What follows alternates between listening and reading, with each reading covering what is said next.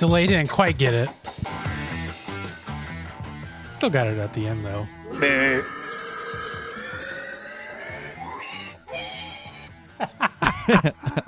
That's really good. So what's the story with that? It's Ryan's Gosling. It's like a filter someone has where, like on I think it's on CapCut, I think is what it is. Okay. You can or certain apps you can make people do stuff. So it's a picture of Ryan Gosling, and I guess the base is supposed to be someone burping. So it's like this stretched out image of Ryan Gosling burping. Okay. It's awful. I love it. I love Ryan Gosling and I love burps. I'll have to show you the video of it. It's really fucking awful. I love awful things. Speaking of awful things, welcome to the It Takes All Kinds podcast, episode 192. Sure. We're recording this on Monday, November 11th. You'll be hearing this on Friday, November 14th, 15th, 16th. I don't know. Let me check. 15th. 12, 15th. 12, 13, 14. And Gavin, make sure I didn't book my flight for it. The wrong day. Oh yeah, you get the wrong day. We'll talk about that too because you're getting out of town. But I have to get to the big news, Gavin.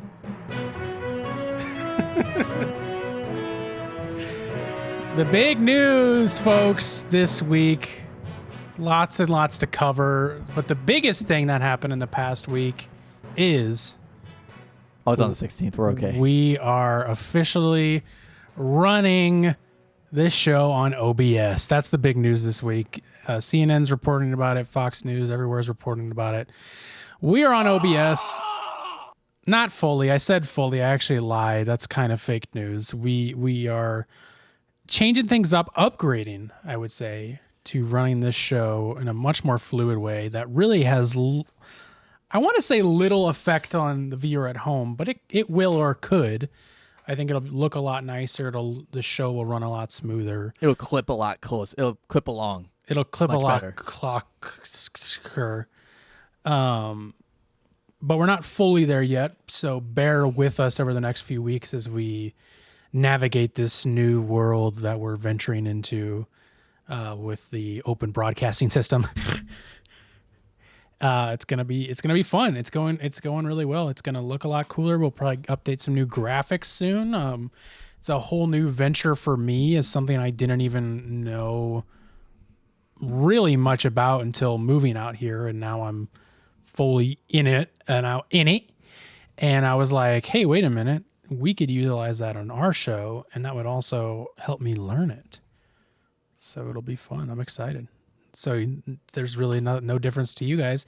It also, I forgot, I was going to mention this to you before the show, but essentially, since there will be little to hopefully no editing for me on the back end, we can maybe talk about getting these eps out sooner. Maybe pick a new day to put the episodes out. Maybe like a Wednesday drop. Okay. Wow. Yeah. That would be a huge change. Because essentially, the plan is I don't have to fucking edit this at all. All I have to do is maybe swap the audio out, maybe not. The hope is that it's just ready to go when we're done, and it's just boom, bang, bow. Like it could be up that night if we really wanted to, but that would be really hard to do. That would be kind of fucking crazy.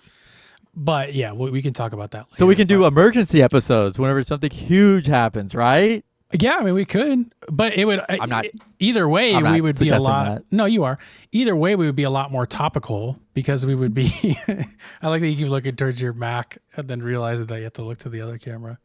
But essentially, yeah, I mean, it would just make us a lot more topical, so we're not saying stuff, and then it turns out that the princess of the Duchess of Wales has cancer, and we made fun of people for wondering where she was.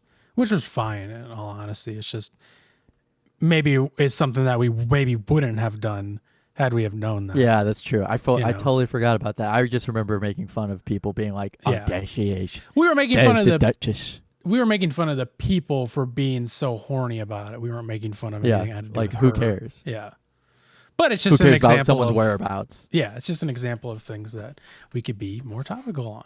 If we could be doing better. We're improving the show for you. The thing that I learned from this past week is that we could be doing a lot better. Because, folks, let's be honest here for a second. We are, of course, going to be talking about the election. We did a slight little bit of a goof last week because we recorded on Monday, the day before the election. We talked about maybe But they didn't know that. But they didn't know. We talked about doing an election night proper coverage. But then I had to do office hours. We ended up doing one, which was great. Shout out to anybody that was on that. That was a lot of fun. As fun as it could be. And Wasn't the result we were hoping for? No, newsflash. So we were like, we were gonna do something where we did talk about the election, and then I was like, I don't really know what the point is, because by the time this comes out, it'll already be pretty much decided, and it's like, and then we just came to the idea of like, let's just do something stupid and like not election, not even remotely related to the election, but trying to relate it to the election. And what we did is we went on like any website, and then you see pop-up ads everywhere. And we would just click on those pop-up ads and go to those articles. And then we just compiled a bunch of them, and we were like, let's just do an improv thing where we act like journalists trying to connect these stupid, pointless things to the election. And it seemed like it was received very well. We were kind of like not really sure how it would go over, especially with how the result of the election went, which I don't think we were expecting. But it seemed like people liked it. It's doing well as far as our standards go. So yeah. But that being said, we are going to actually be serious this week and talk about it, because we do talk politics on this show, even though we're both just two white gentlemen who have an interest. Oh, I hate that. I don't ever do that ever again. Two quirky white guys. We're just two white guys. Don't get that excited after saying you're a white guy. We're just two guys who like talking politics, and maybe or maybe not have an interesting perspective on things. I don't know. I think being two younger guys this interested in politics, I think, is an interesting perspective, because I don't think there's many people our age who are, this left leaning and also vocal and into politics and stuff. Yeah, especially bringing up the left leaning thing is a good point. Just going based off of the statistics of this election and seeing where people our age voted, and it was not towards the left at all. It was pretty far right leaning. And I feel like the proportion of voters went. I guess not that many young people came out and voted this time around. Yeah, just in general. Yeah, so we were listen to us if you want to, or skip ahead. We'll be serious about it, but I think it's been almost a week since the election happened, and we our minds have gone everywhere, and we'll maybe have a lot to say and maybe not. It just kind of depends on how riled up we get about this. I certainly have a lot to say about it, and by the time this comes out, it will kind of feel like old news, but whatever. I feel like we both want to get some things out there. We got to get stuff off our chest, man. We got it. I've just been crying. I say something about this. I've just been in a pool of snot until this morning, when I finally was like, we got to do something about this. I finally got off my bed made of liberal tears. Finally woke up and got up for work this morning. I was maybe I should have made that joke. Getting too real if I went there. But yeah, we just want to say some things, and I feel like we both have opinions that I haven't really heard much, and maybe that's for a good reason. Maybe it's not. I don't know. But yeah, just to give us, this is our show. We'll do whatever we want, and we're going to talk about it for a bit. But yeah, we're going to also keep things, add some levity, because obviously everywhere is just kind of oversaturated by election talk now. And it's not going to be an every week thing that we talk about this. In fact, we probably won't talk a ton. I don't know. We may talk more. It's just a news cycle this week. Yeah. It's a news cycle this week. Right. Is that like there's nothing new yeah. that has happened that has been like funny, or there's one funny thing, but like not too much fun stuff has been happening that we're able to speak on. Yeah. Now and the that world continues to move on, but And even in the next couple of weeks, who even knows over the next however long what the media cycle is going to look like and how much politics we're going to talk. Probably the same amount, I would say. It's just kind of in a different direction now, and we'll kind of just see how that evolves. And I think opinions and ideas will change a lot over the next, coming months and years and stuff. So as they always do, it just seems like it's felt like we were going in a more predictable direction than we are now, at least to me, Yeah. So, we'll just kind of see how things go, but this is still, at its root, a comedy podcast, and we'll keep things funny. Today might get a little serious, but as it needs to from time to time. It's interesting, Carson, you mentioned that we aren't It's sure interesting what that you directions. mentioned. Sorry, I was doing the news. Joke. You mentioned that we're going in a direction that we weren't too sure about, and we actually got a survey today from my boss that someone in the ICU was doing a survey on like post-COVID stress, like what was the stress levels like during COVID, what's it like now, and I thought it was funny that they released it after the election. I was like, well, yeah, they're like, oh, I mean, better late than never, right? Yeah. Might as well get it out now, I guess, but I'm gonna certainly answer different than I would have a week ago. Right. Exactly. You pharmacists should do more work from home, is what I think. You're right. Fill You're prescriptions right. And I think, from home. It's funny. There has been calls for some pharmacists to start working from home in some pharmacy areas. And what would that look like? Because I know pharmacy is like a whole. It's not just what people think of it as being, but I mean, it would be doing basically you just have like remote access to your desktop at work, and then you make calls to patients and see if they need refills on stuff. That was one of the things at one of my past sites. And then the other one was just verifying meds, verifying medications for the hospital at home. What do you think of as that? Opposed to doing it live? Yeah. Doing it like, I guess, live in person. Right. But you are still doing it live. Yeah. You're just at home. I think it's nice because I think it allows people to, have some more flexible work hours. It ends up being like, oh, well, I can't come in today. Like I'm feeling sick, but they're like, well, do you still want to like verify stuff? Yeah. And it'll be like 4 hours right. on some days that they're just like assigned to verify medications. I mean, I think which it they makes still sense. go through the same processes as they were at work. It's just now that they're at home doing it. So they're still going through the process. They're still reviewing interactions and, side effects and, therapeutic levels and everything like that. They're not just like clicking the yes button on everything. It's nothing like that. I mean, I think it makes sense. I think with any sort of like work from home thing, there's always like a communication barrier that gets kind of shut off that like gets a little strained at times. But I mean, I think that makes sense to do that. Yeah. Yeah. So we'll see. It's funny how since COVID, working from home has become like a way more normalized thing. And I literally thought of this last night because I was watching, spoiler alert, The Bear, and a ad came up, and it was like weirdly obvious because the guy was like, I can't even remember what it was about. Home? Yeah, it was like I can't sitting at home, working at home all day. Yeah, it was like I wish I could remember what it was about. It was like keeping like some sort of cleaning product, and the guy was like, I know when I'm working from home that I like to have a clean house. And I was like, wow, just saying it. Just saying it. Yeah, just saying it, obviously. I just thought it was funny. Because more people should not be working from home. It's funny. Just kidding. If I want to jump into the election here stuff real quick. Yeah, let's do it. Vivek Ramsawani. Heard of her? I think that's how you pronounce no, just kidding. He had said something like, you're more productive at home, or you're more productive at work. You're like 25% more productive at work, and that you need to be there you need to be there 5 days on every time. Like a 4-day work week is like anti-work.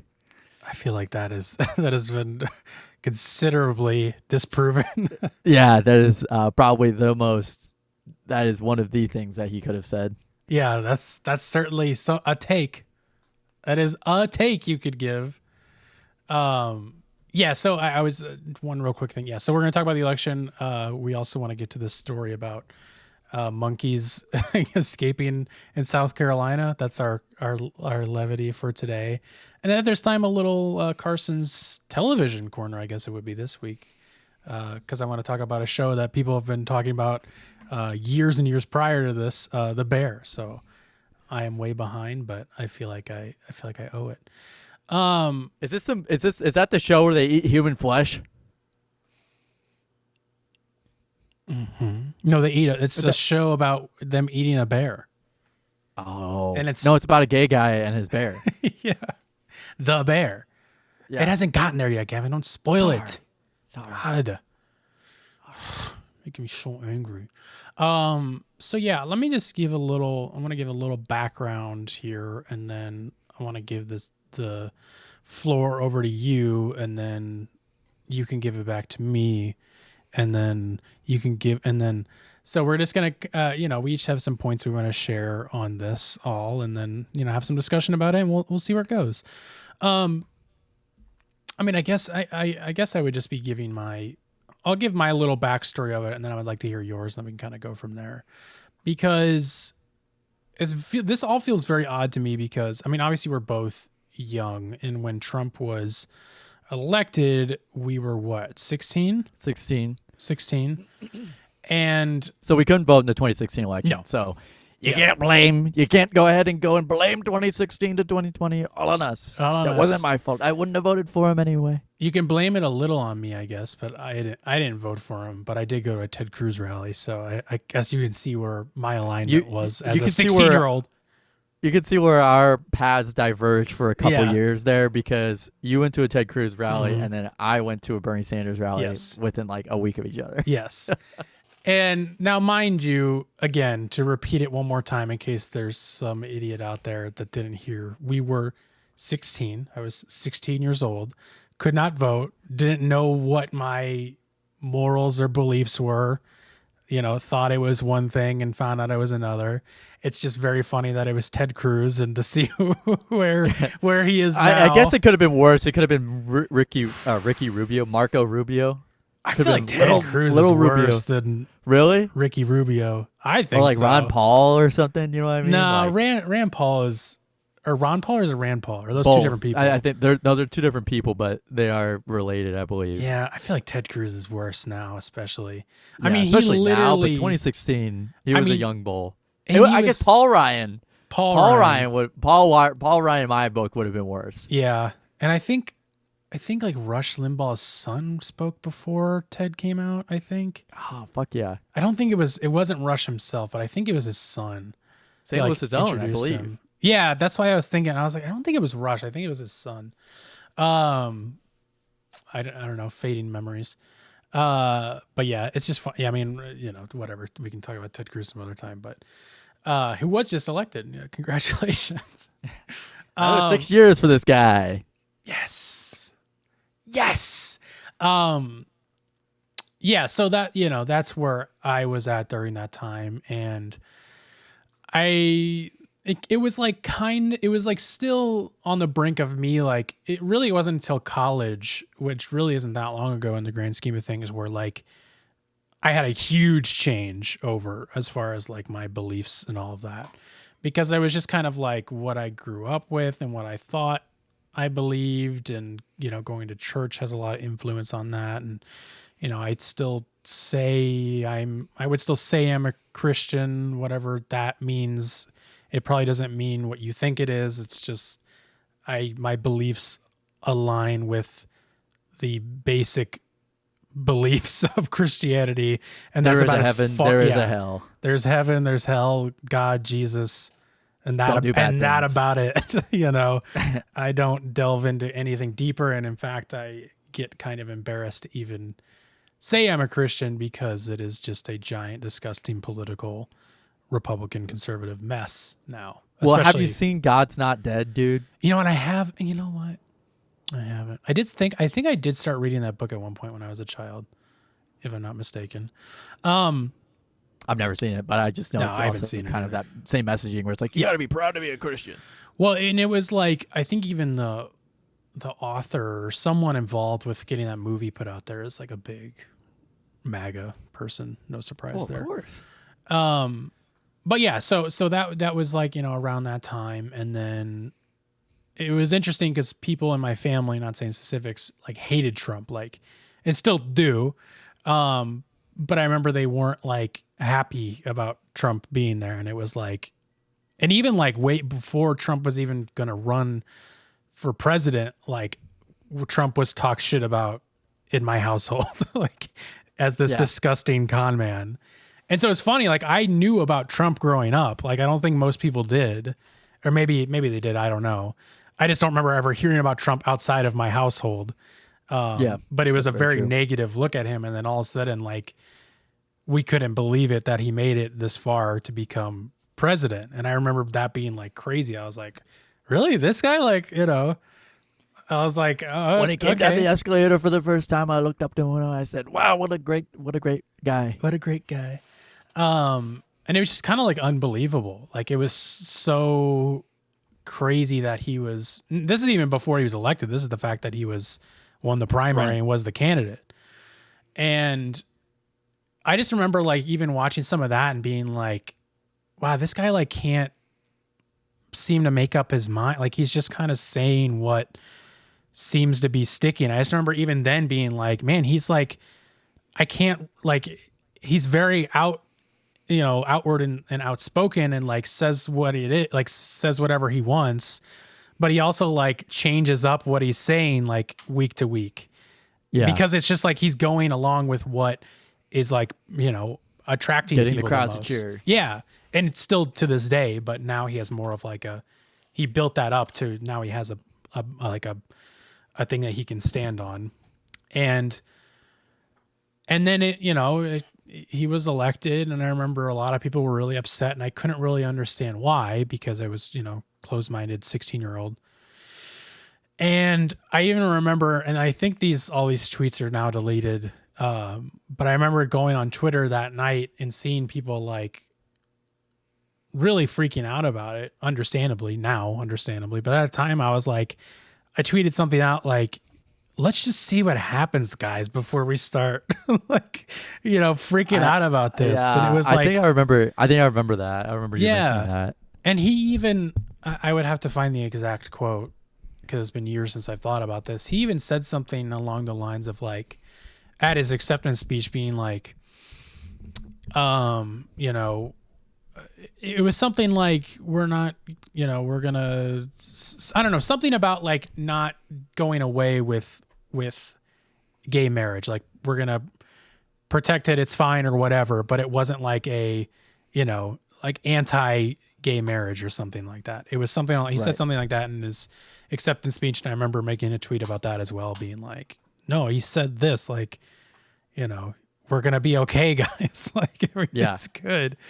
And then, snapshot to, 4.5 years later, people storming the Capitol. And I think you and I got together that day for something. And it was just like, wow, I could not have been more wrong, With January 6th, I remember waking up and my dad waking me up and being like, they're storming the Capitol. I'm like, what the fuck are you talking about? Yeah. Yeah.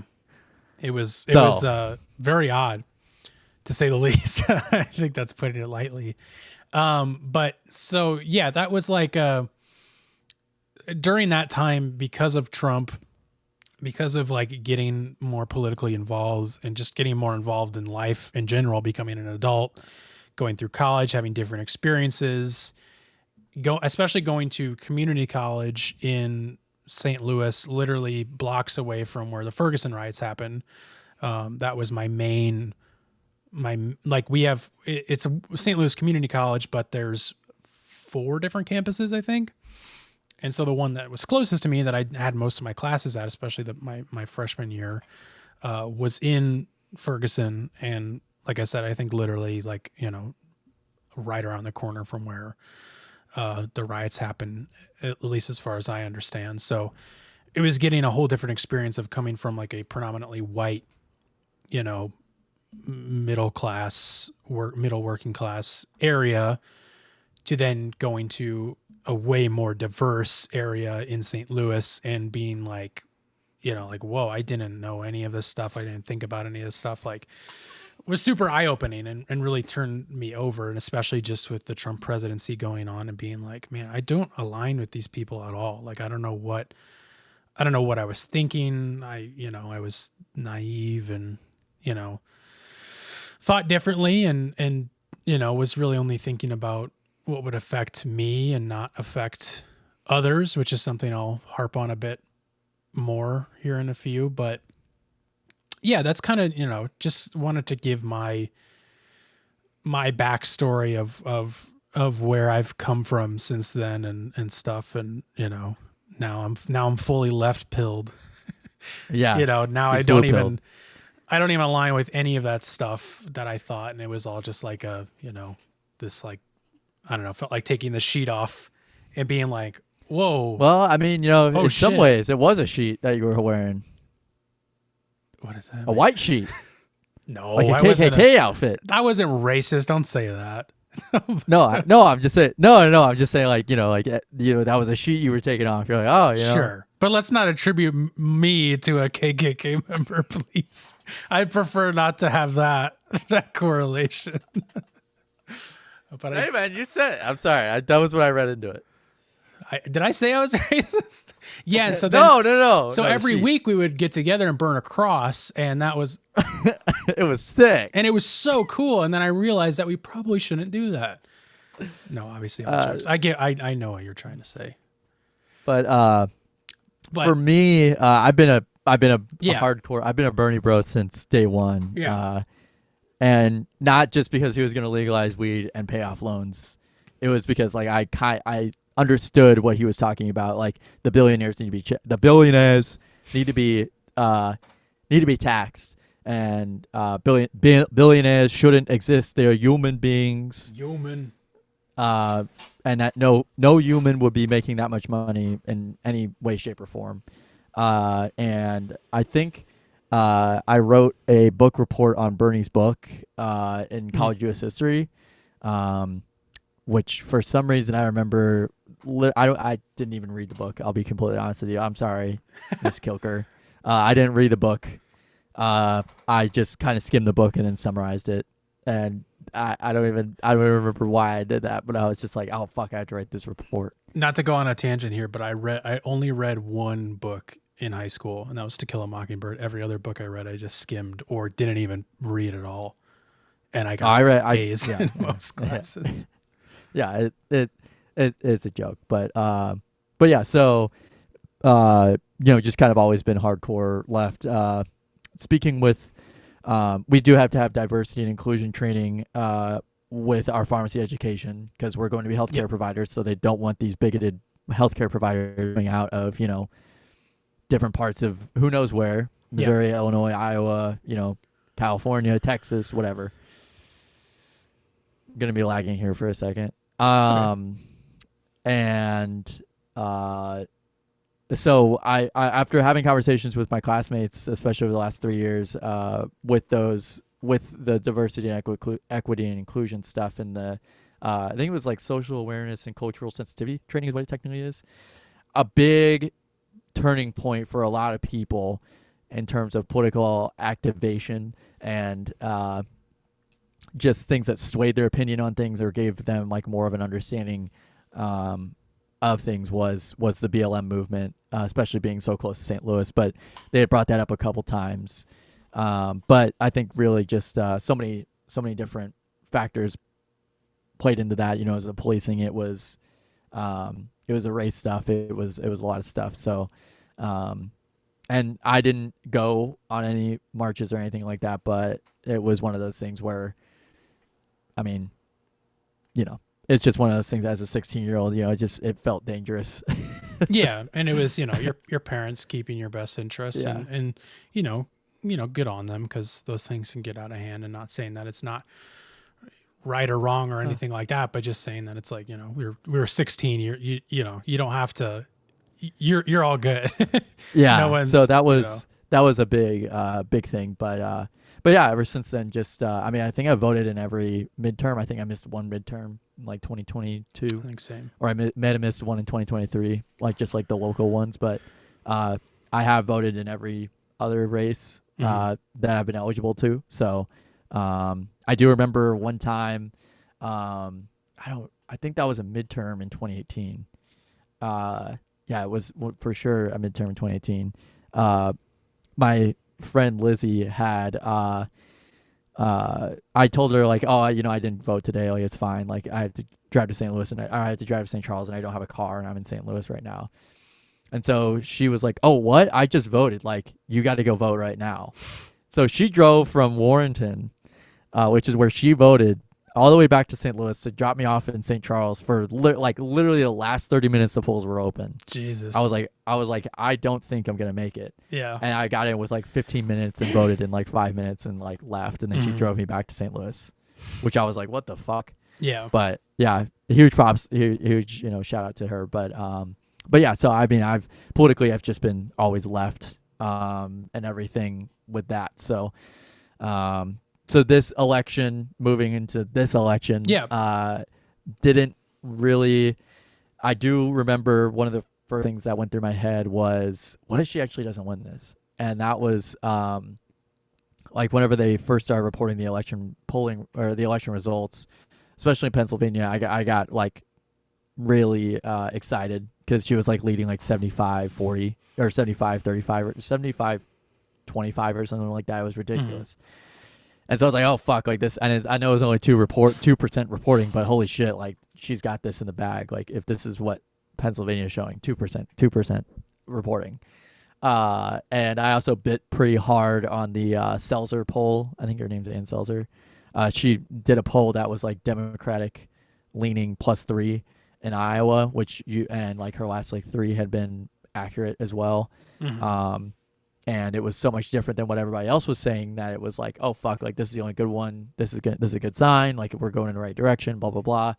And I bit down really hard on that. In my head, I was like, oh, it's gonna be a blowout, and should not have done that. The amount, I was literally, the night of, I was very disappointed and very distraught. But as time goes on, I think there are some things that will hold back some legislation that Donald Trump is proposing in the coming years. But Carson, what are your initial thoughts, or like what are some things you'd like to share about this election? I have a long list as well, so yeah, we'll go back and forth. Yeah, I don't want to have like 45 minutes of me talking or whatever. No. Whatever ends up happening is, whatever happens. I also just want to say right off the bat, first of all, that like, we're going to give our opinions, and it doesn't mean it's right or wrong. And I think that right now, especially, it's, whatever you're feeling personally is completely valid. You are, nothing you're feeling is wrong. So don't see what other people are saying and immediately go like, well, what the fuck? Like, that's not what I think. Like, like that person's crazy or whatever. It's like, no, everybody's allowed to feel what they're saying, as long as no one is being like an asshole or rude or giving into more hate. Right.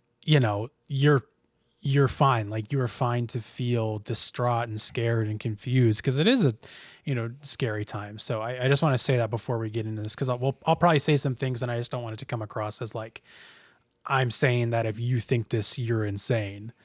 And I'll try to not do that as much, but yeah. Or that like something that you think is very important to you, but not very important to us. Yeah.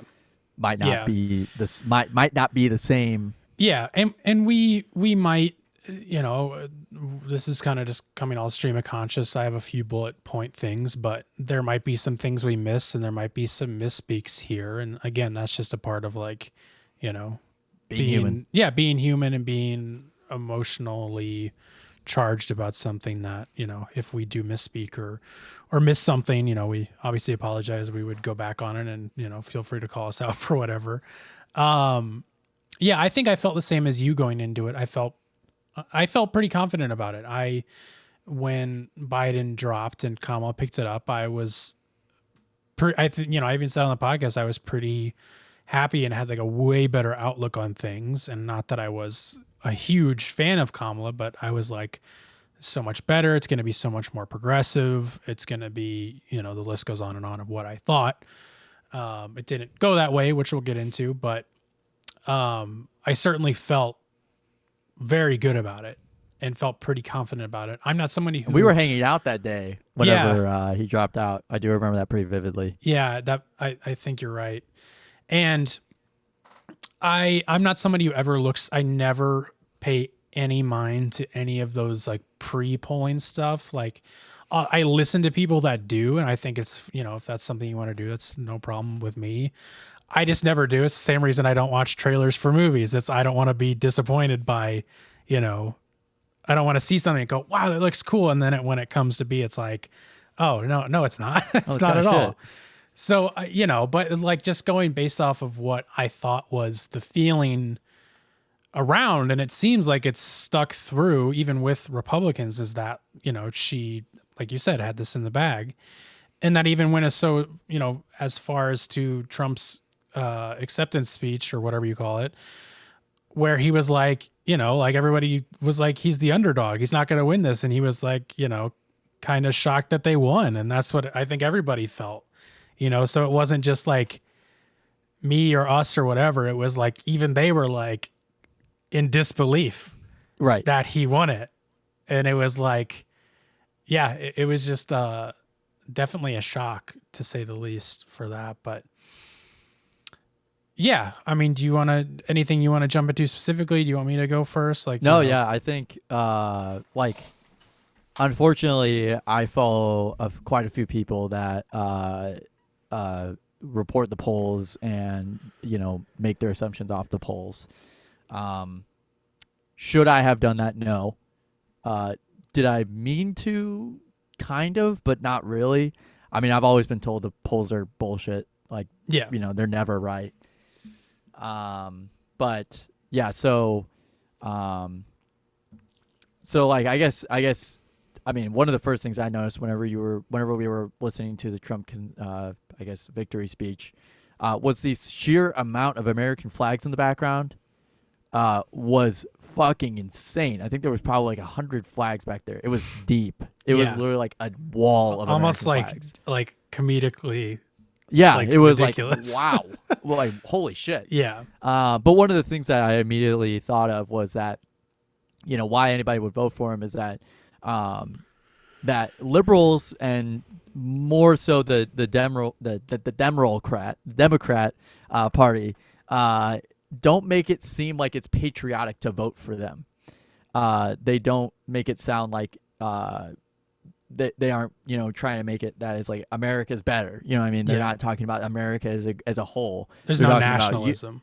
Yeah. Which is like, I think that's there's pieces that are good and there are pieces that are bad of nationalism. Obviously, definitely. I think that literally falls into fascism to an extent. So, definitely. But I think that there does need to be a sense of like civic duty and civic pride whenever there is a election, especially on the left, where, I'm not saying like, oh, you have to give up everything that you were thinking that was left wing and now you had to vote for this Democrat, which I know a lot of people did. I think that was kind of the thing I noticed. A lot of my friends definitely are probably more left leaning on things than Kamala was, especially by the end of her, especially by the election. Yep. But yeah, it was, but yeah, so like that's something that I feel like we should, as a left thing, is that it should still be like we're driving America in a better place. Yeah. And that, like they always said these slogans like, country over party, like build back better. Like those were like, I think the build back better thing was like one of Joe Biden's like, first, things he did in office. Right. Yeah. But that was regardless a left leaning thing. So it was something that it doesn't feel like, it almost felt odd to have a left leaning person be like, we're building America back better. You know what I mean? It was just kind of like, oh, that's weird, because you always expect like a Donald Trump type to do something like that. Right. But it was working. He just didn't keep to his word was the thing. And this was the thing that I feel like just getting it out of the way. I feel like whatever Biden staffers came on to work with Harris whenever he dropped out made a huge mistake of staying on. I think that whoever they were like consulting, whoever they were talking to behind closed doors, whatever they were doing there was wrong because they were not listening to the people. I think a lot a lot of people voted based on their feelings about things, even if that may not reflect reality. Reality is that the stock market is higher than it's ever been. Reality is that there's more jobs than there's more jobs have been created by any president ever, even cutting out COVID stuff. Yep. But the thing is that no one felt like that. No one was feeling like that. And unfortunately, it fell on to the Democratic Party to, I guess, find an answer for that. Yeah. And they weren't providing an answer for that. For better or for worse, they were providing an answer. It was really, honestly, the corporations. I mean, I think anybody who works at a bigger corporation can tell you their work and the amount of workload they have and the amount of workers they have, like the amount of work is so much higher than the amount of workers they have. They post-COVID, they definitely increase their profit margins in every company that you work for, because they have less workers, therefore more money to go to the top. Yeah. And I think that is like a huge thing that they did not talk about. No one on the left talked about that. They were just kind of like, oh, see, guys, look, the numbers are all good. They're all going up. So shut the fuck up. Yeah. Go vote for us. I don't know what else you want us to say. The numbers are doing what they're supposed to do. Right. But in reality, what it is that there are so many people, and, you know, all of the right, of course, but then lots of people on the left, you know, I can even say myself and probably you included, who was not happy with the Biden administration really in any way, besides not, you know, doing disgusting, horrible stuff that the right could do. But, you know, whether it be wars or whatever, and, you know, it just wasn't going, it's not in a great direction. And when Kamala came on, and I was excited because of a, you know, more progressive person, and then that turns out that it's like she just kind of got like shunned into this corner where I think they were like, no, Biden did well, he's, you know, gonna pull well, you have to just be a figurehead for him, and you have to do what he did and keep the status quo, and nobody wanted that. People were not happy with that.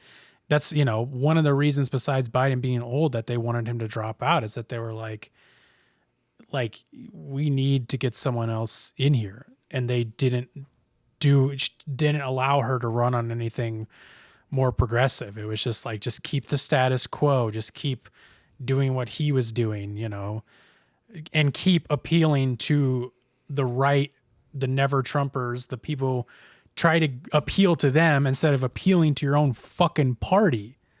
Yeah. Like, that's what they which were was a focused on. Huge misstep. Yeah. I've heard so many times that this was a flawlessly run election. Now, from top to bottom, probably, like, logistically, great. You know, they did everything right logistically. Sure. Politically, they did not do everything correct. No. Yeah. And the fact that they ended up in $20 million in debt, I think more speaks on, you know, that they were not very responsible with who they were talking to, which is how they ended up in the situation of losing the general election. Mm-hmm. But that's neither here nor there. Yeah. You know, it's there's a whole lot to all of that. And I think a lot of people are bringing up a good point of, like, there should have been and of course the term is escaping me now, but there should have been another election when Biden dropped out to see who would the American public wanted the candidate to be. I think personally it still would have gone to Kamala, and I think a lot of people are saying that. Yeah. But I think that could have influenced how they ran that, you know, how that run went, how those 4 months went, instead of getting 4 months of, we're going to keep doing what we've been doing, whatever that means. It could have been 4 months of, you know, really progressive pushing political messages, and it wasn't. And that's where I think it failed, is like, it was just like a status quo.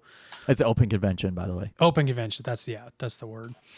And I think that's where things really got fucked up. Now, personally, just kind of moving away from that, we can talk more about it, but of course I do think that is true. I think it would have changed a lot of things. I think the election would have gone a lot differently, you know, had Harris run on her own, you know, had her own run instead of stated policies. Yeah, instead of, whatever this was that she was doing or whatever they were putting her towards doing.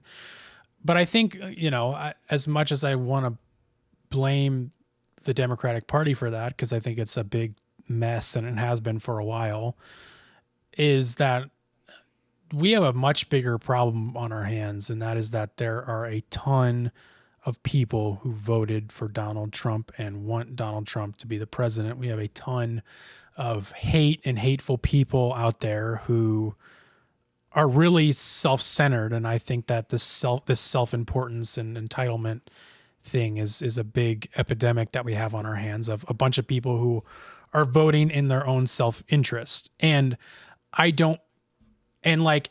say that, and it's a huge problem, but I also don't blame them, because I think our country and our leaders have put people into that corner of being like, I'm not going to vote for these rights for women or rights for LGBT people. Like, I don't give a fuck. I give a fuck about myself. Like, I'm not making enough money. Trump said he's going to, turn the economy around. On paper or whatever, maybe Trump's economy did look better at that time, and maybe what he's proposing does look better. So they're like, that's what I'm going to vote for. And, in reality, if you read into it more, that's going to be the opposite. It's horseshit. And, those thoughts are like, you have good thoughts. Like, you're thinking good, like not thinking about yourself, but like, you need to think about that, like worrying about yourself, and look outwardly to, why am I feeling this way? Think about where that's coming from. These big corporations that have tons of money that are employing you, or look towards whatever, and then start reading into it more. But instead they're put in this corner of like, I only give a shit about myself. I don't give a fuck. Right. And I think that's what we have on our hands, and what we need to be thinking about more. And certainly what I'm thinking about more is like, whatever blame the Dems, of course. I totally think that. And, we can't say whether or not a more progressive candidate would have won or not. I have no idea. Or more progressive values running on that would have won. I still think it would have done a lot better, but Trump got the popular vote by like a pretty big damn fucking margin for a reason, The thing that I've seen a lot of people address in the last week or so was that the normalization of Donald Trump and the normalization of more right-wing values in America through podcasts, TikToks, Instagrams, Twitter posts, Facebook groups, whatever. It almost seemed like it was just like casual that, everybody's going to vote for Donald Trump. You already know. You know what I mean? Like, it was like tongue in cheek, and there were so many people that were like, well, yeah, why wouldn't you? I mean, like, he's telling you he's going to move the economy the right way. We're going to vote for that guy. If that's a guy that is tired of this woke bullshit, then yeah. There was a group that I was talking to night of the election that were far more right wing than I thought they were. That I was like, holy fuck. So yeah, I thought a lot of guys who were our age were obviously I knew not all of them were like you and I, but a lot of them were more a little bit left leaning. Maybe you bought a gun, maybe you go hunting. Yep. But as much, I almost, it's like, I feel like anybody who was on the right at our age or a little bit younger was just kind of trolling. You know what I mean? Like, it was like an Aiden Ross, type, doing it for attention. Boys.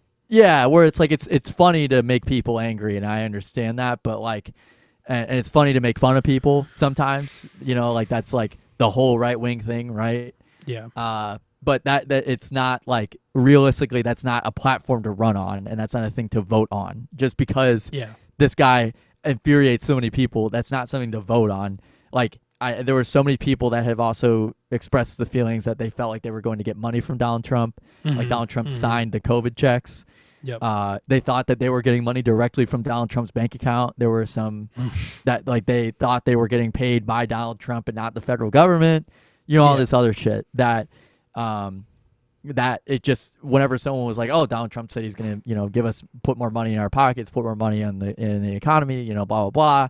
It sounds good. It sounds good. Yeah. I mean, it's like, why wouldn't you? Like, what? Of course you would. Yeah. I mean, what I mean? Like, if you're going to be this self-centered person and you realize you're not making ends meet and you don't want to pick up another job, what's the best way to figure that out? It's more of a systemic issue, right? Yep. So the systemic issue is you're gonna hear the liberals talk about the specific, or the Democrats talk about the specific, measures that they're taking and all this stuff like that. But Trump more gestured more generally towards this. Yep. All of this is fucked up. Personal values. I'm gonna do this. Mm-hmm. The economy is bad. Right. Does he know why it's bad? Well, because Joe Biden did it. Yeah, we can. And point Kamala was part of that. Yeah, and I think a huge part of it is inflation was something that started at the tail end of Trump's presidency and carried over, and so Biden's getting the finger point for it, even though it's like it started during COVID and it was because of COVID, and it has gradually actually been getting a lot better, and as inflation's gone way down over the past couple of years, but they can point their finger at that and be like, look what he did. Look what he did. And the Dems are like, yeah, we did that. Like they don't like, you're right. Yeah. It's just like I couldn't even tell you what the Democratic Party was really running on. Like that was the big issue. They didn't have any particular things other than they were not Trump. And yep. That did not work in 2016. Nope. Biden had specific things he was proposing during 2020. Sure. Were they the greatest? No. But we didn't even run an actual primary then. Yeah. But they weren't Trump, and they were a little bit more progressive and had more of a face value, could be good thing, and that people were tired of hearing about Donald Trump for 4 years. Yeah, exactly. Which and I don't think anybody during the last 4 years understands just how much we didn't hear about Biden. Just wait until you hear about just how much we're going to hear about fucking Donald Trump and all of his cronies for the next 4 fucking years. Yep. And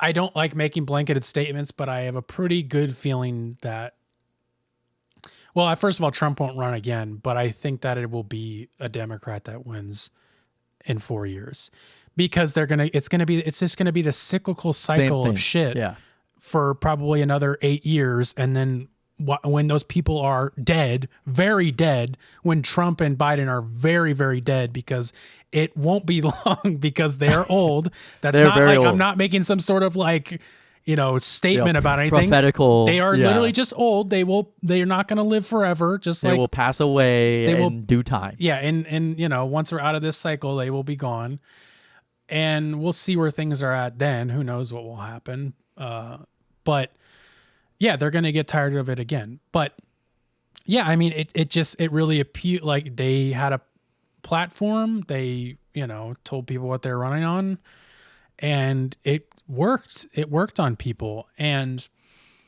what was I going to say? And I think it even feeds back into the reason why people like Andrew Tate or, these right-leaning, just bros are so popular now, is this this self-centered ideology that they're feeding into. And it's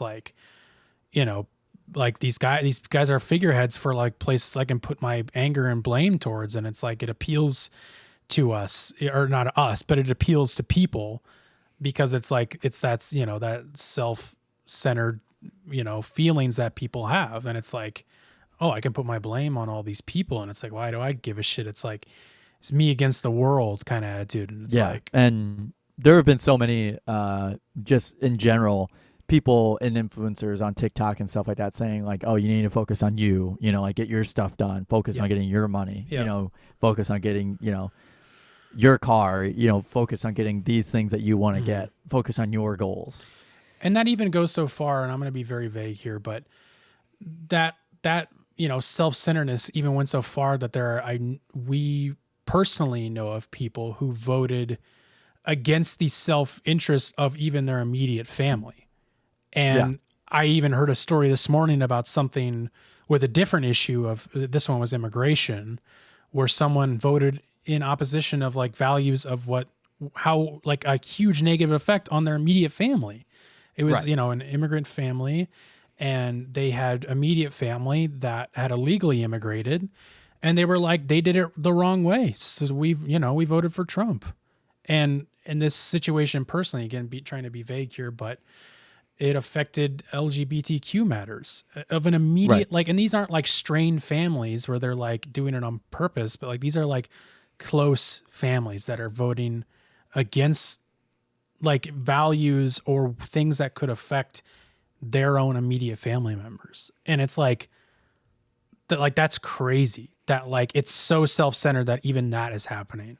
Like, blows my mind. It's truly something crazy that I feel like my eyes were open to after this election, being like, holy shit, we got like a big problem on our hands now. Yeah, it's More than I not just thought.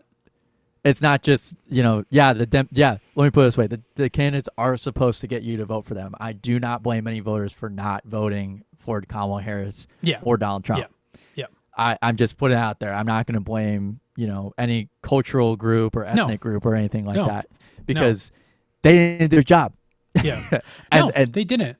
And like, sorry. And like I just said, like, it's a hard realization, and I hate saying it, but like I couldn't even tell you what the Democrats were running on besides "We're not Trump" and appealing to the right. I voted for Kamala because I knew it would be better in the interest of other people, and not because I liked her at all or liked what she was running on. I mean, I think she's fine. I think she's more progressive, but like, it was just like a hope. And it's like, obviously I'm not going to vote for Trump. No fucking way. That's insane. But it's like, I wouldn't know how to tell, like, really convince other people to why to vote for Kamala besides it's not Trump.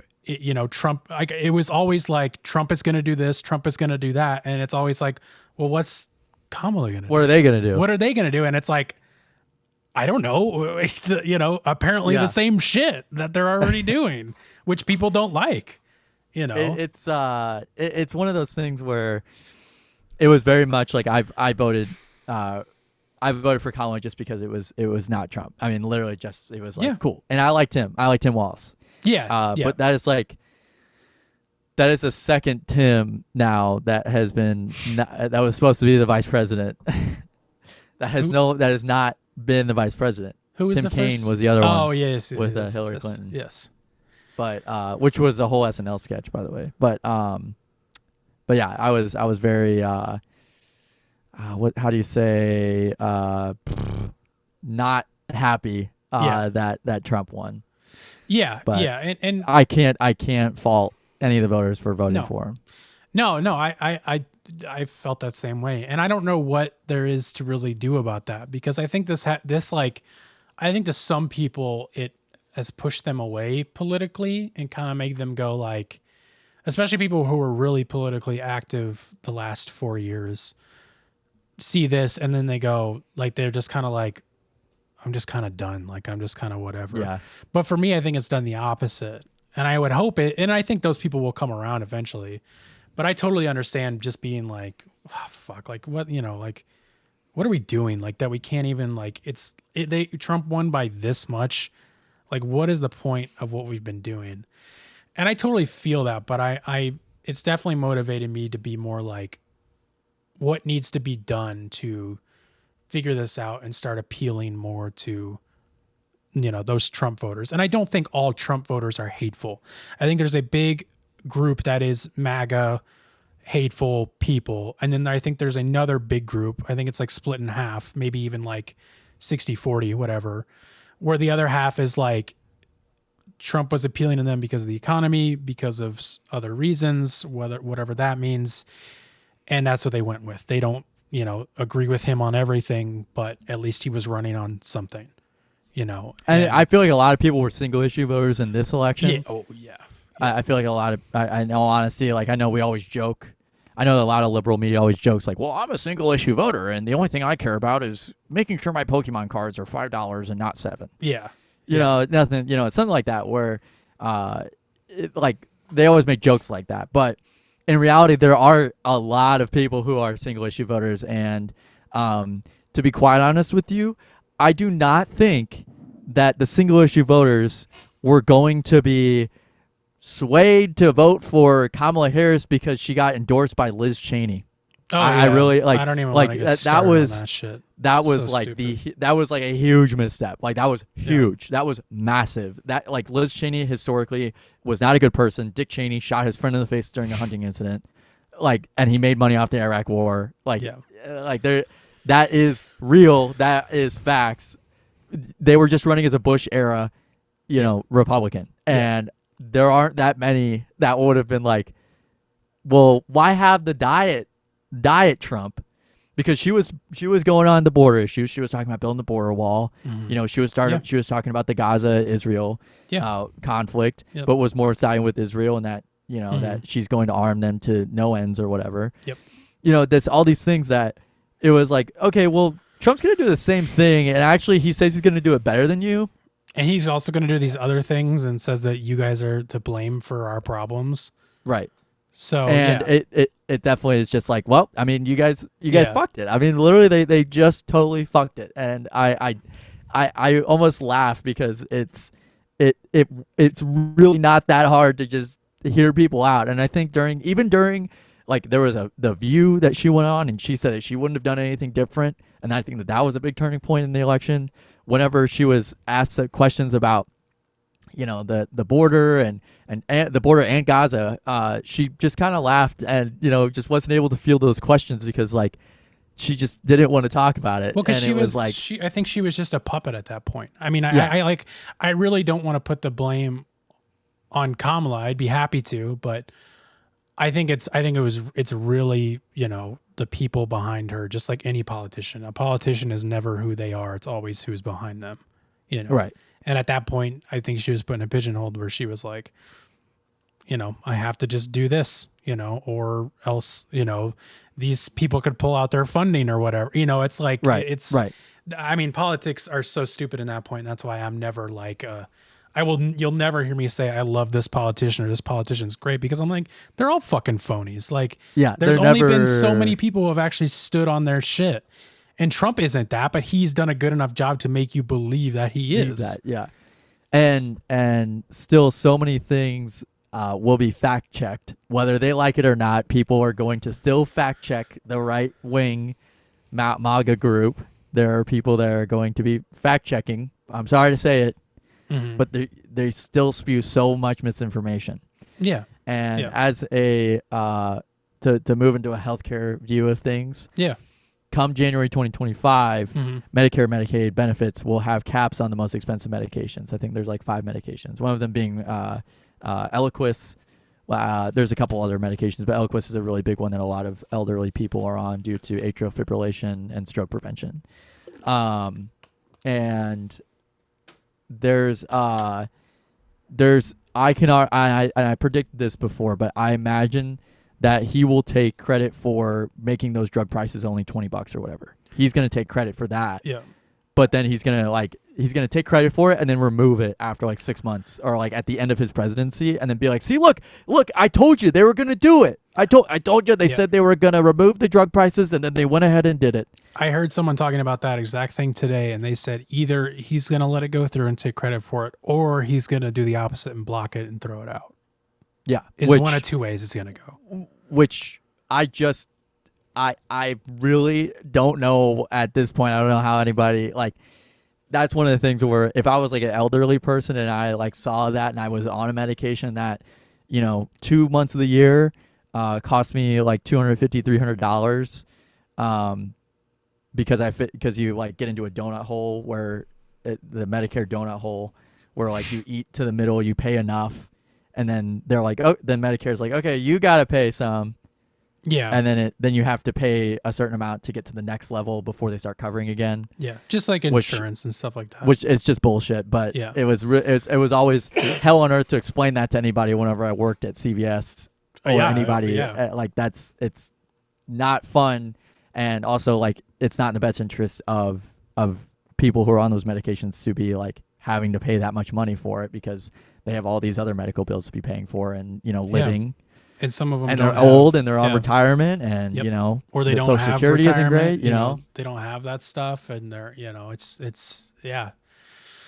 it's crazy. Yeah. Who knows what will happen with that? I mean, who knows what will happen with any of this stuff? It's just kind of like we'll see. I will be interested to see how RFK runs things. He said on CNN on an interview that he wasn't going to get rid of the vaccines.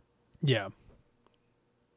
But his ideas on vaccines don't back up that statement. So I will be interested to see what happens there. But children should still be vaccinated against measles, mumps, and rubella. Yeah. They should still be vaccinated against tetanus, diphtheria, acellular pertussis, hepatitis B, flu, COVID. They should still be vaccinated against these things. I'm just putting that out there right now.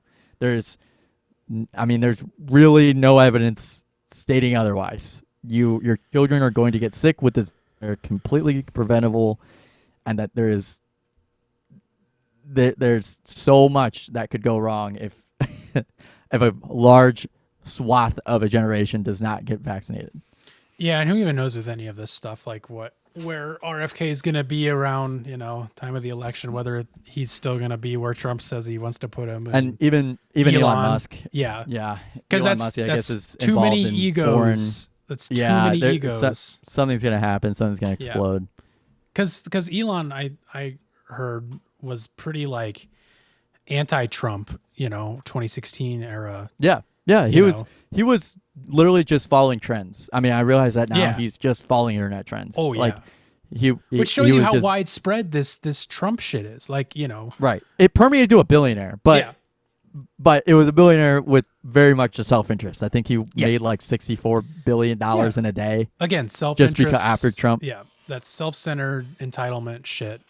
You see people like Elon, you see how much money he makes, you see how self-centered, self-interest entitled he is, and you go, that looks nice. Who is this guy voting for? Yeah.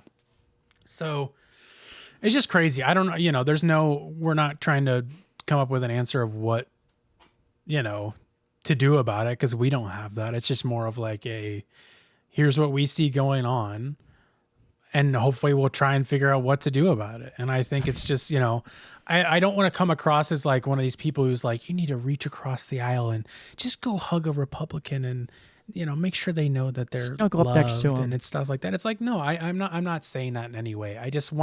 But I also feel like I want to get out of that mindset and that bubble of like trying to pretend like MAGA Trump people don't exist and aren't around us all the time.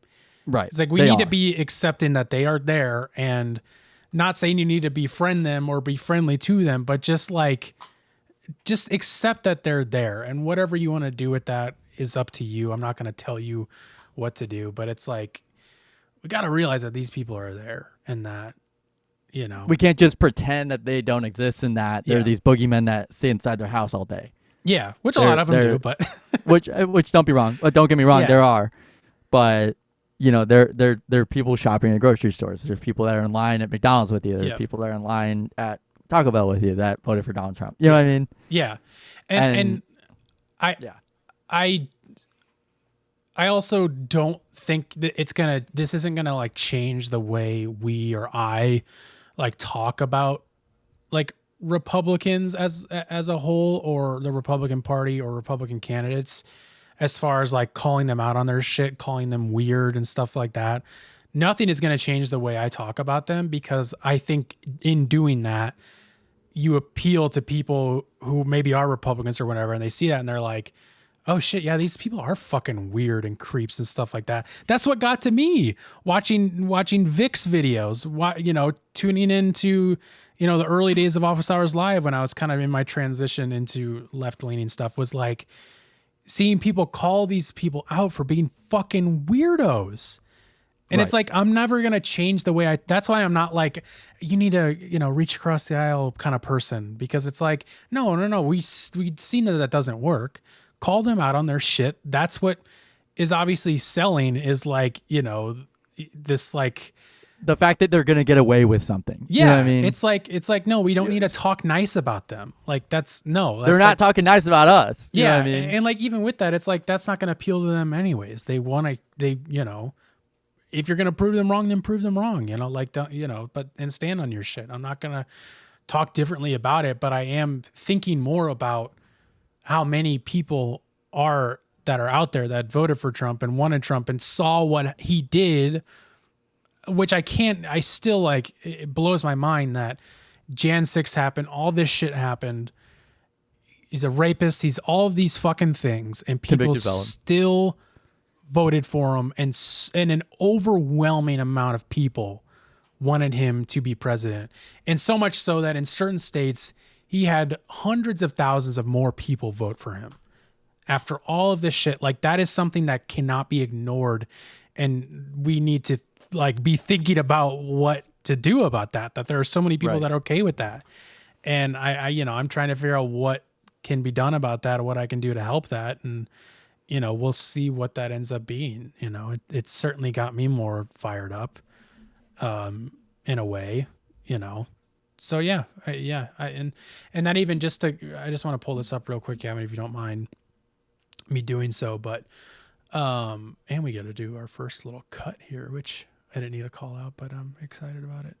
So Dave Weigel, who is a great journalist, political analyst for Semaphore, posted a tweet. This was on November 7th. So what was that? 2 days after the election, right? Mm-hmm.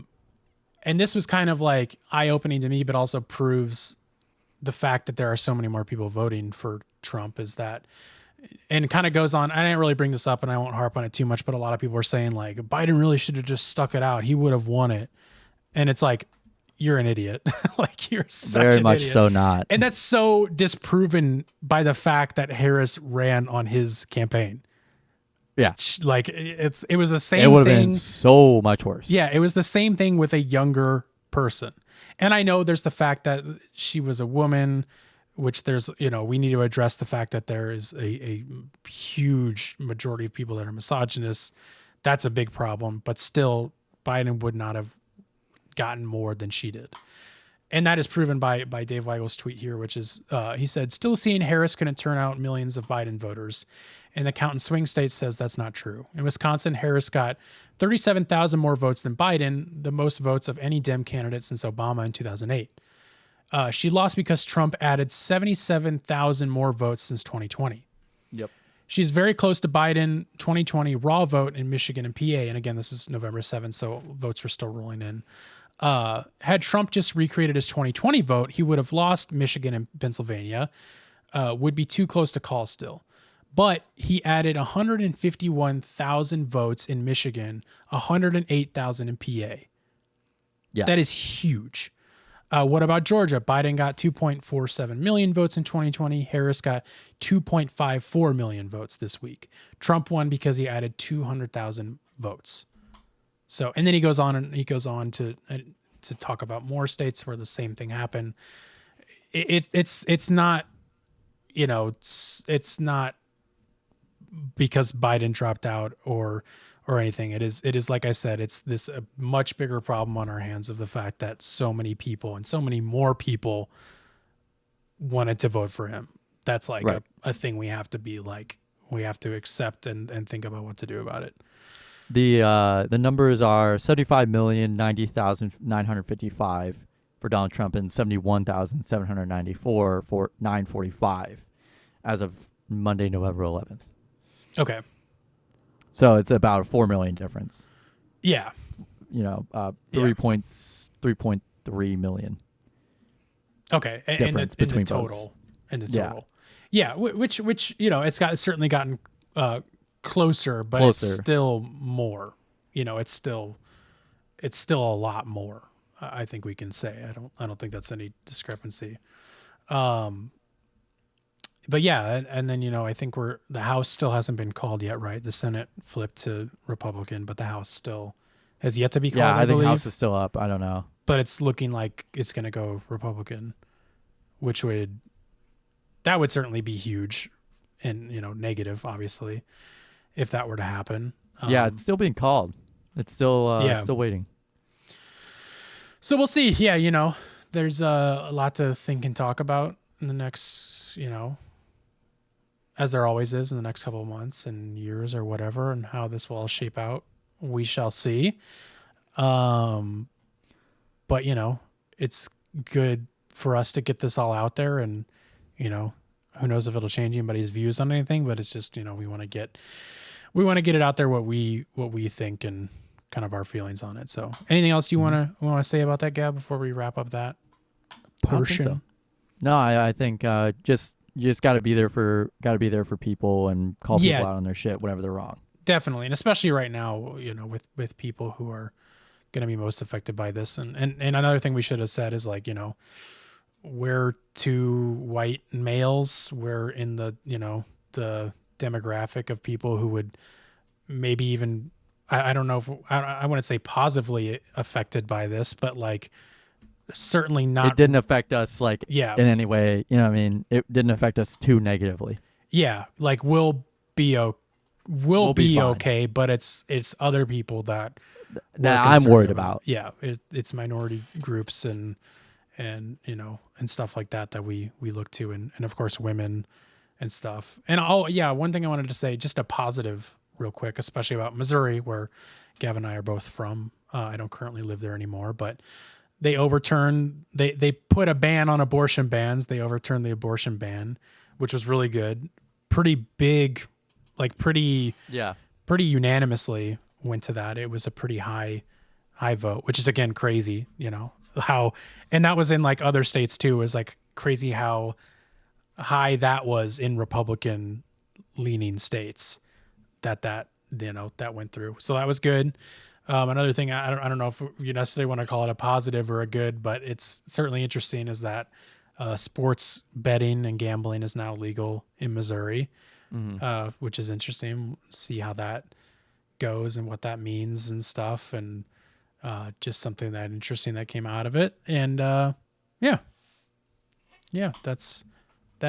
it. That's it for now.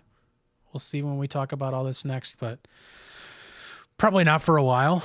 We'll kind of mostly just see, kind of maybe pick this back up towards the beginning of the year when this is all kind of shaping out. But whenever it matters, we'll talk about it. But it's not going to be like a weekly thing where we update you on what could or couldn't be happening with all that. But yeah, nothing's going to change about the way we talk about politics. That's for sure. I would never change that. Let's go over the story real quick, and then I'll save Carson's television corner for next week. But just to add some levity, so it's not just all about post-election blues or whatever you want to call it. But there was a story. I guess this came out like right after the election happened, if I remember correctly. But there was, and we'll go to I can cut over here to show one of our new favorite websites, Gavin. This is of course scriptsnews.com. Okay, yeah. Very I've heard popular Scripps. website. Of course, Scripps. Not sure what it is or where it's based, but Scripps, but it's there. It's Scripps. It is there. More than 40 monkeys escape research facility in South Carolina. Officials are warning local residents to make sure their doors and windows are kept closed. And this was on November 7th, which we were just talking about, 2 days after the election. No relation to the election. More than 40 monkeys are on the loose after escaping a research facility in South Carolina. The Yemassee Police Department said 43 rhesus pieces? 43 rhesus macaque primates. Rhesus and macaque primates escaped Right. Alpha Genesis facility on Castle Hall Road in Yemassee. That Alpha Genesis name is crazy that's the name of the facility. That just seems so, I don't know. Dystopian. It seems so weird. Police said traps have been set up in the surrounding area to help capture the monkeys safely. They're also using... They put out bananas. They put out bananas. They're going to catch them. They're also using thermal imaging cameras to assist in their search. Law enforcement or nearby residents to ensure their homes are closed up, but stress that there's no health risk associated with the animals. And then it kind of goes on. So that was Scripps News. If that wasn't that great, because NBC had way better reporting on it, but we have to pull from our weird websites. But so the monkey, they were a non-human primate product. So Alpha Genesis is a business that provides non-human primate products and bio research services, according to its website. The monkeys were a group of very young females that have never been used for testing. An Alpha Genesis spokesperson confirmed to police that the animals are too young to carry disease, according to a police statement. Alpha Genesis Too young to carry disease? Yeah. That's crazy. I don't know what that means. I guess monkeys are different. Alpha Genesis currently have eyes on the primates and are working to entice them with food. So your banana thing might be right, Gavin. That's literally a quote from the police last Thursday. I got some good ideas up in this noggin of mine. You should get down there. You should be working more with Alpha Genesis. On it. Yeah, so it kind of goes on. The company works with monkeys to carry out clinical trials, including on brain disease disorder treatments, and says that it has one of the largest and most comprehensive non-human primate facilities designed specifically for monkeys in the United States. The company secured a federal contract to run a colony of 3,500 monkeys on Morgan Island off the coast of South Carolina, also known as Monkey Island. I think that's where Donkey Kong came from. Wasn't that where he was? They pulled him out of a research lab, and they're like, you got to fight this Italian plumber and his brother. Yeah, on an island. On an island. Where you throw barrels that we're supplying you with. We're going to give you these barrels, and we're going to give you bananas. But the latest update, well, I guess the most recent update as of last night, last night, was that 24 more monkeys found after 43 escaped from the South Carolina research facility. A total of 25 primates have now been recovered. A sizable group has bedded down for the night near the Alpha Genesis Primate Research Center. So they did catch about half of them. They're still on the loose, but they think they're like within the premises of the Alpha Genesis Research Facility. The Alpha Genesis Research Facility. So I don't know. I don't know about you, Gavin, but I'm wondering how many monkeys are going to be jumping on the bed tonight. I was wondering the same thing. But anyways, that's fun. I get to cut back to Gavin now. But that's it. That's all I got for this week. Just that I wanted to have a little fun there and talk about some monkeys jumping on the bed on an island, which I don't understand that too. I'm a little confused because I guess maybe they weren't on the island when this happened. No, they were probably like, there's probably like a separate research facility that they have like on there, and then they have like, they also just mentioned this research facility that is considered Monkey Island. Yeah, separate to do research. Yeah, because if any of those monkeys got out, I would imagine that would probably be a bigger issue because like it's on an island. 3,500 monkeys. Yeah, and it's like, wow. That'd be people were making connections to like Jurassic Park. to Planet of the Apes. Yeah, where like it starts out with like an escape monkey, and yep. You know. I don't think that's quite how it works, but it's certainly something to think about. But certainly something fun to think about while we're distracted by all this real garbage going on in the world. But I wonder how long this cycle is going to last, because I need some more funny news. It'll be back. We'll be back next week and be in a much better mood, and I think there'll be much a lot better more. headplace. Much better headplace.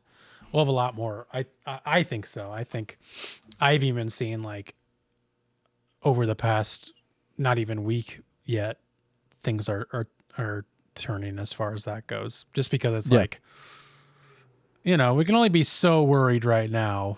You know, we kind of have to be like, okay, let's terrifying. Let's move on for now and kind of keep our eye on it. But it's mostly we'll put a pin in it. We'll put a pin in it, and we'll just kind of have to see what happens when it does happen. You know, I think is the thing. So that's kind of all we can do. You know, as of right now, until someone has a better idea of what there is to do about it. Oh, and certainly I wanted to say this too real quick, that it's like, you brought this up to me. I haven't even seen this yet, but there's apparently people who are on the left that are trying to claim election fraud. Yeah, there's people that are saying like there's no way that he won all the swing states, and there's no way that there's a record number of voters that were registered, and the voter turnout for Democrats was lower than it was. Yeah.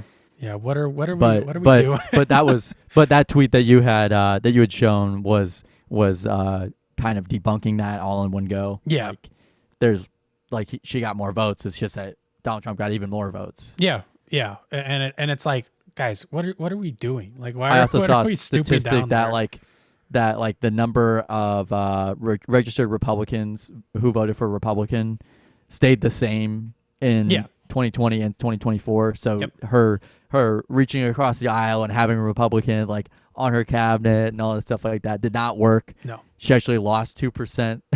Yeah. Yeah. It's crazy. It's like, hey guys, I got an idea. Let's just try running someone progressive and very left who has a lot of good ideas. And let's just see what happens. I don't know. Just throw them in there. It just seems like it's worth a shot at this point, right? Like, yeah. What are they going to do? You can't do any again? worse. Yeah. You can't do worse. Why don't you give somebody that people actually want instead of being trying to appeal to these mystery people that don't really exist? There's you're appealing to maybe 1 million people at most. Yeah. With this shit. So whatever. Hey, let's move on and talk about some music with our What You Listening To segment we do every week, where Gavin and I recommend song, album, or artists we've been listening to the past week and recommend it to you, the audience, and to each other. Gavin, what are you listening to this week? Because you have just been bouncing off the walls with excitement to tell me about this. You were telling me about it a week ago that you were like, I got something good this week. Yeah. So this is a song that has always been around, but I've never really listened to. Right? And this is something that finally heard it in a Burger King during my lunch break. Again, this Burger King I went. So this was at the Mercy Specialty kind of mail order pharmacy where they compound special meds and stuff like that. Okay. And I went there 2 weeks ago, and I went there last week. And 2 weeks ago, I went to this Burger King on lunch break, and I heard this song called "Steppin' Out" by Joe Jackson, is what I'm recommending. And I have always heard this song again, but this Burger King was playing some of the most 80s pop songs I've never heard before. It wasn't "Take on Me" and "Tainted Love" and all these other 80s songs that I've heard 1,000,001 times before, but it was songs that I just haven't ever heard before. And so "Steppin' Out" by Joe Jackson was one that I had never sat down and listened to, and I was eating my burger and I was like, this is really good. So I'm recommending this song. It is quintessentially 80s in my head, and for some reason has inspired me to. I'm gonna lag here for a sec. See, fine to me. Inspired by 80s architecture. For some reason, also just American Psycho, that time where it's 80s office buildings where bumping and everybody was in there. I'm currently in a building that was built very much in the 60s, 70s, 80s, and has that kind of 80s retro modern vibe to it. And this, every time I leave there, I can't stop listening to this song because it just feels like I'm living in the 80s in a corporate office. I've never even heard of this song. I've never seen this person before. Yeah, ever. No, exactly. And he's kind of like an Elvis Costello, I guess. Okay. Or a Squeeze or okay. Yeah, Talking Heads kind of English. I think he's American. But it says English. Oh, he's English, really? English musician Joe Jackson. If there was one song I could attribute to being the most like an office building, it's this song. If I would ever walk into an office building and I hear something playing over in the waiting room, or it's always 80s else, pop. It's 80s pop, but this song in particular fits that bill so well. So it inspired me to create a playlist on Apple Music called 80s Office Building. I love this idea, but also that, I have to be honest, that kind of music makes me want to kill myself. I can't stand music that personally. That is Come On Eileen, all of those fucking I don't know. That song doesn't count. That Okay. song doesn't count. I was counting things that kind of elicited like a waiting room, or kind of like a on hold phone call, kind of like something like that, where it elicits that kind of feeling, and like, gray, black, Yeah. Kind of like rainy day kind of vibe. I love it, and I love that you're having fun with it. But personally, that's my hell. Like Huey Lewis in the News fits into that very well. Like I that like is Huey Lewis in this. Quintessentially, that is like Yeah. office building music. Definitely. Huey Lewis is 100%. I love it. I think that's Duran fun. Duran is up there. Yep. Rod Stewart. Some Talking Heads, I feel like. Depeche For sure. Mode. Yeah. That's all stuff I Hall & like. Oates. I know what vibe you're going for, and I immediately feel like a sickness in my stomach. Whenever you hear this song, tell me if you feel that feeling Okay. as well, because I do feel like the song is very well written, and is kind of fun to listen to. I there's a couple little things that always stand out to me, but I always love the 80s kind of driving, kind of just like synthesizer drum beat in the background, drum machine in the background, just kind of driving the song forward. Yep. Very simple. That's great. That's fun. Yeah, I'll check it out. I'll check it out and throw up in the toilet. No, I'll listen to it with you just for the just the first like verse is kind of sets the mood enough for me. I mean, where that's I'm all. like, I got like it. That's all music I like. It's just that feeling. I'm like, I feel it. I feel it in my gut. Because Folks, he wasn't born to work in a desk job. No, I wasn't. That's where I'm coming from. Is like that's not. Yeah, that's like my your culture's not my costume. Yeah. I'll let you have it. Thanks, man. But I like that idea. That's fun. I am jumping into back into my usual things of as far as music goes. There's a bunch and of it's stuff. not Chat Pile, you fuck. It was going to be, and then this came out, and I was like, it really was. It was like for sure going to be Chat Pile, but then this came out, and it's a newer release, and it's very, very good. And honestly, I'm very upset it's not an album because it can't technically go on my list because it's only an EP. And that is Counterparts, Heaven Let Them Die. I'm not the biggest Counterparts fan. I did see them live and they were good, but they also like kind of annoyed me. I don't know. I might have talked about it when I saw them, but I don't know. Very good band though. And this kind of blew me out of the water as far as they go because it's a lot heavier, a lot less kind of like sing-songy. It's mostly a lot of screaming, and it reminds me a lot of a band that a few or maybe just the lead vocalist is a member of called End. And End is like a super group of like other hardcore metalcore bands. I've heard of End. End is they're one of my favorite metalcore bands ever, and the lead vocalist is the lead vocalist in Counterparts. And this feels a lot more like End than it does Counterparts, and that's why I really like it. It's so good though. I couldn't even tell you a specific song off here. It's really good. It's only 15 minutes long. Very heavy. Again, I wish it was an album because it would go very high on my top 5 of the year. But maybe Chat Pile will, which maybe I'll talk about next week because I did really like it. This took it over a little bit more, but we'll see. There's a lot of stuff I've been listening to. A lot of music coming out right now. Yeah, and even just like old music that I didn't listen to until now that I'm coming around on and stuff. And yeah, it's all good stuff. Let's get out of here though. Time to go. Well, everybody, thanks for listening to Takes All Kinds podcast, episode 192. Keep watching, keep listening, keep hanging in there. Better times are ahead of us. Yeah, and if not, we'll still be here. We'll still be having fun and making jokes, and I'm sure in a lot better spirits next week. And we'll see you then. Bye. There's no place in America the president shouldn't be able to come.